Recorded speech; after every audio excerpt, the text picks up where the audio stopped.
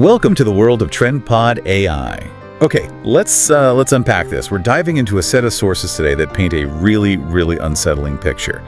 It's about a honeymoon in Meghalaya that just went tragically wrong. Yeah, it's quite a case. Our goal here is really to piece together the timeline, see who the key players are, all based strictly on the information laid out in these sources. And right away, the core story is just heartbreaking. An indoor businessman, Raja Raghuvanshi, found dead near a gorge. The sources are pretty clear. They suggest it wasn't an accident. No, not at all. They point towards, well, murder. And the primary suspect presented right in the material. His new wife, Sonam Raghuvanshi, she's accused of actually hiring men for this. It's shocking. Let's trace their journey based on what we've got. They got married May 11th, flew to Shillong around May 20th for the honeymoon.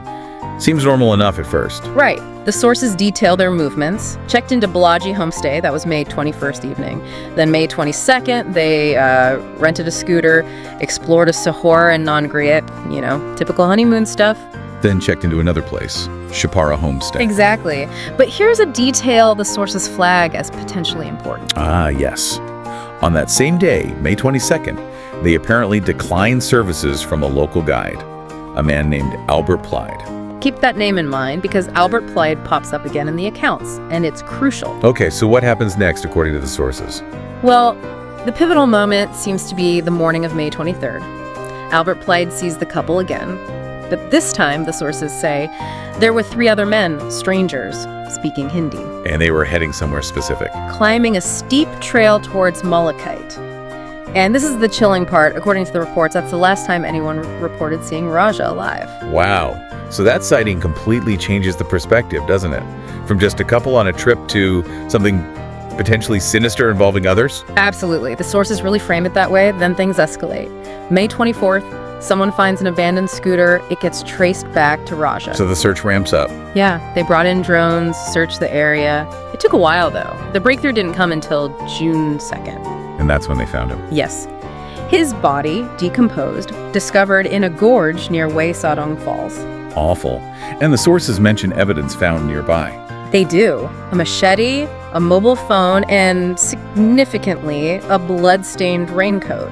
I mean, that collection of items, as the sources present it, really points away from an accident.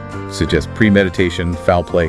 So how did the police connect the dots, according to the material? Well, between June 3rd and 7th, they gathered statements, CCTV footage, and Albert Pre's testimony. It became vital. He apparently recalled seeing Sonam walking a bit behind Raja and the other men on that trail. So his account placed her there, with the man, near the time Raja disappeared. Precisely. And then the focus shifts dramatically. June 9th, Sonam is located, but she's nowhere near Meghalaya. Where was she? At a dhaba, way over on the Varanasi-Gazipur highway. The sources give these really specific details. She called her family around 3 a.m., needed to borrow a phone, seemed unstable, crying. And the dhaba owner called the police. Yeah, sensed something wasn't right. She then surrendered at a police station in Uttar Pradesh. And what about the men Albert Plyde saw? Almost at the same time, the sources say, police in Madhya Pradesh arrested 3 men in overnight raids. The Meghalaya DGP reportedly confirmed they confessed Sonam had hired them. Hired them to kill her husband. Just incredible. Yeah. So now the process is underway to bring Sonam back to Shillong for the investigation to continue there.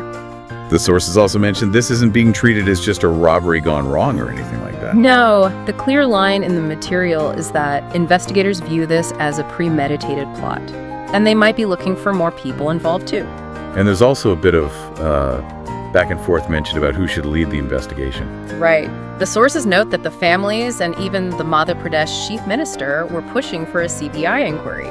But the Meghalaya chief minister wanted the state police to wrap it up quickly, which, well, they seem to have done with these initial arrests. So you see that tension noted in the reports. So looking at all this through the lens of the sources, what does it really show you? It's this picture of how investigators piece together these fragments, right? An eyewitness, scooter, evidence, that phone call. Exactly. Across different states, pulling threads together, a local guide's memory, a dhaba owner's call, confessions. It shows how a complex, tragic story gets reconstructed from these disparate pieces, just as laid out in the material we have. We follow the narrative provided by the sources from, what should have been a happy honeymoon start to this multi-state murder probe. It really highlights how critical small details and witnesses can be. And the challenge for law enforcement is immense. It leaves you with a question, really. In cases like this, built on layers of testimony, fragmented evidence, differing demands, how does the pursuit of justice navigate it all? How do you find the clear line through the noise? Something definitely to think about. Thank you.